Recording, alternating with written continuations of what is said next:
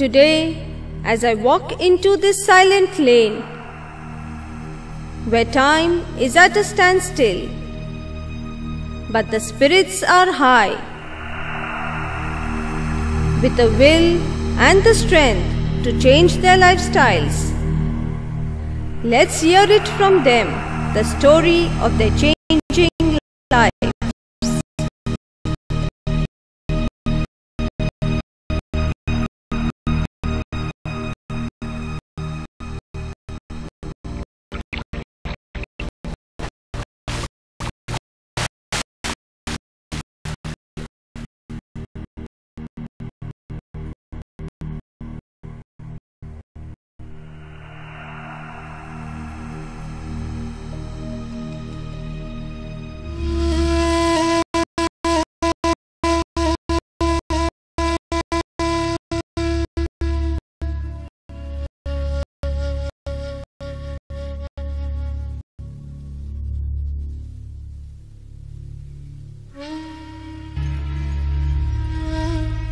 It was not very long ago when the traditional artisans residing in Kondagaon and Bastar for the past hundreds of years were turning away from the traditional art of making handicrafts of bell metal, terracotta and iron. Due to the declining forests and the high-handedness of the Kochias, they lost their identity as artisans and were compelled to become laborers. It may be noted that Bastar is famous for its handicrafts worldwide. क्योंकि आज से 50 साल पहले जो कलाकारों का गढ़ था वो जगदलपुर था। बहुत अच्छे कलाकार थे, लेकिन वो शहर बढ़ता गया, जंगल बहुत दूरी होती गई, तो वो वहाँ पे धीरे धीरे कलाकार जो है काम करना बंद करते गए। तो धीरे धीरे उन लोग या तो किनारे किनारे गांव में चले गए या फिर कुछ वो धंधा छोड़ के कोई दूसरा व्यवसाय में घुस गए। तो वो आने वाला समय भी यहाँ पे भी होगा।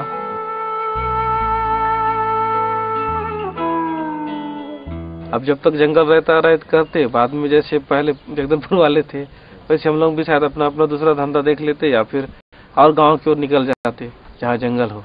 जैसे 5-6 सदस्य हैं, 200 रुपए में क्या होगा? वहाँ जाकर उधारी ले लेते थे, ऋण में ले लेते थे पैसा। लेकिन कभी शाम की चावल नहीं है तो फिर काम करके फिर से पैसा लो, कभी दिन के चावल नहीं है तो फिर काम करो तो फिर शाम को पैसा लो। बचता कुछ नहीं था, खाली मजदूरी। पहले तो अपना गहरी काम ऐसा मिल जाए जो रात दिन करना पड़े कि हम लोग उनको जो कर्ज लिए हैं उसको दे दे। दिल्ली वाले आते थे, बॉम्बे वाले कभी आ रहे हैं, उठपटांग रेट से लेते थे। अब हम लोग के पास तो पूंजी है ही नहीं। हाथ से फाइल से घिसते थे, बफिंग करना होता दिल्ली हमको जाना पड़ता था। पहले हम लोग का वेल्डिंग करने बाहर जाते थे। किसी दुकानदार के पास बफिंग करने जा रहे हैं तो वो फिर मौका को देख के और बस्तर या गांव वाला देख के थोड़ा ज्यादा रेट बोल देता था।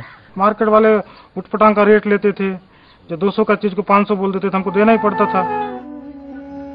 Because of the autocratic behavior of the Kochias, these artisans were forced to mortgage their jewelry and other assets with the village money lenders for their livelihood. Truly, their hardships were manifold. बिचौलिए लोग हमको मोम पीतल देते थे और बनवा के शहर में लोग बेचते थे। उसमें हम लोग को सिर्फ घर का मजदूरी है वो हमको मिलता था खाली। कई बार ऐसा भी हुआ है कि 25,000 कोई दे रहा है तो वैसा कर 25 का ब्याज भी लेता था। माल हमको बनाने बोल रहा है उसका ब्याज भी काट लेता था। कुछ नहीं बचता था, बस खाओ पियो, आखिरी में कर्जा होना पड़ता था उनको। All these traditional artisans used firewood as a medium of making such handicrafts, and they were getting this firewood from the nearby forest, due to which the forest wood was declining. These artisans resorted to illegal felling of forest wood. Quintal भर का काम करेंगे तो वो लकड़ी ज्यादा ही जलना है इसमें। लगभग हम लोग 5,000 का माल निकालेंगे तो 2-2.5 कुंटल लग जाते हैं लकड़ी। 85 घर है कोंडागांव में, तो एक घर में अगर हर हफ्ता अगर 2 कुंटल 3 कुंटल का जलाऊ लकड़ी खपत करेगा तो किसी भी तरीका से या फिर खरीदते थे या अवैध रूप से भी जो जंगल से जो लाते हैं बेचते हैं कांवड़ से वो लेते थे।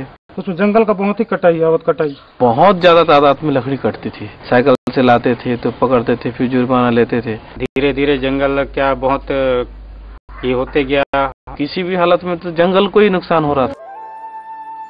These artisans would have gone completely broke and the art would have died down but the Forest Department of Chhattisgarh government emerged as the savior, and from whom these artisans got solid support and a far-reaching vision. तो विभाग के ध्यान में ये बात आई कि यदि जलाऊ लकड़ी पर इनकी निर्भरता कम की जावे तो एक तरीके से वनों की सुरक्षा में ही उसका योगदान होगा। संयुक्त वन प्रबंधन की एक अवधारणा है जिसके तहत जंगल के 5 किलोमीटर के दायरे में जो भी ग्रामीण बसते हैं उनमें हमारी वन प्रबंधन समितियां गठित हुई हैं।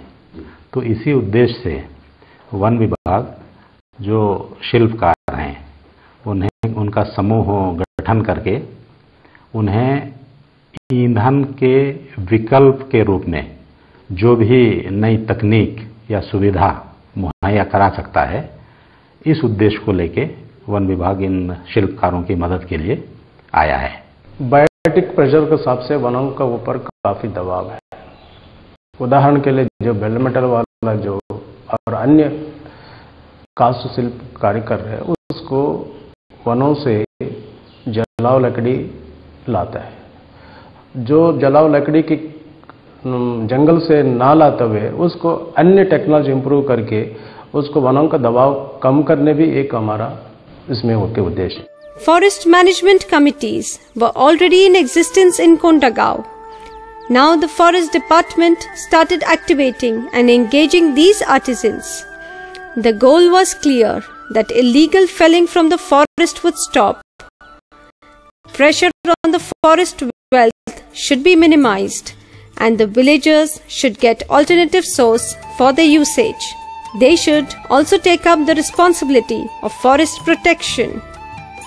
It was necessary that these artisans remain attached to the age-old tradition of art, whereby its production increases and they get a suitable market for their handicrafts, and also restoring their pride and respect as artisans again. The expertise earned since generations was already there with these artisans, and they were keen for a change in their lives. तो उन्होंने देखा भाई ये तो Dhokra art world famous art है, ये बंद नहीं हो सकता, तो इनको किस ढंग से लकड़ी को भी बंद करें और इनसे झगड़ा से ना हो कि प्यार मोहब्बत से दोस्ती यारी से काम कराएं। डीएफओ साहब लोगों से मीटिंग रखे, फिर हम लोगों को यहाँ कोंडागांव के जितने कलाकार लोग हैं सबको बुलाए, फिर हमारी समस्याओं को पूछा कि हम लोग आपके लिए किस ढंग से मदद करें जो जंगल भी बचे और आपका काम भी चले।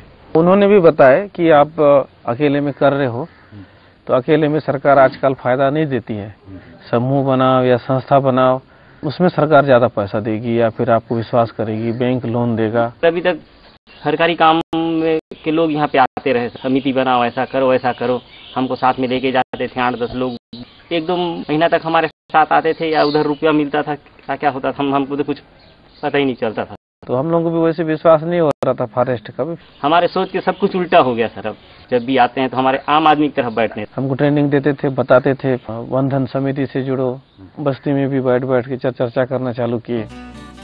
Due to their enthusiasm and reciprocal trust between the department and the artisans, in the year 2008 it did acquire proper shape. तो अभी वो पूरा हम समूह बना के काम कर रहे हैं। After activating these artisans in forest management committees, a self-help group was formulated and it was given the name of Jitku Mitki, which was derived from the age-old love story of Bastar. तो जानते थे, 10 लोग मिलकर काम करेंगे 10 का एक मजबूती संगठन बन जाता है। मेरे समूह में 13 लोग हैं। 16